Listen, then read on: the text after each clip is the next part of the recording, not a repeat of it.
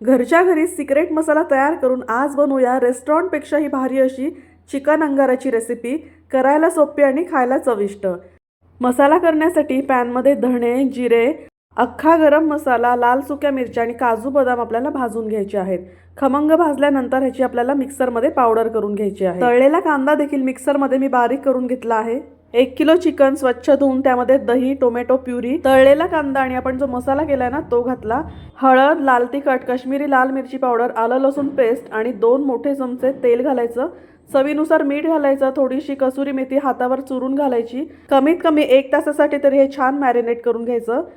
मसाल्यांचं सगळं प्रमाण मी तुम्हाला डिस्क्रिप्शनमध्ये दिलेलं आहे, एकदा नक्की चेक करा. सुरुवातीची 5 मिनिट हाय फ्लेमवर आणि नंतरचा अर्धा तास आपल्याला पाणी टाकून स्लो फ्लेमवर हे शिजवून घ्यायचं आहे. हा ग्रेव्हीला काय सुंदर रंग आणि टेक्स्चर आलेला आहे.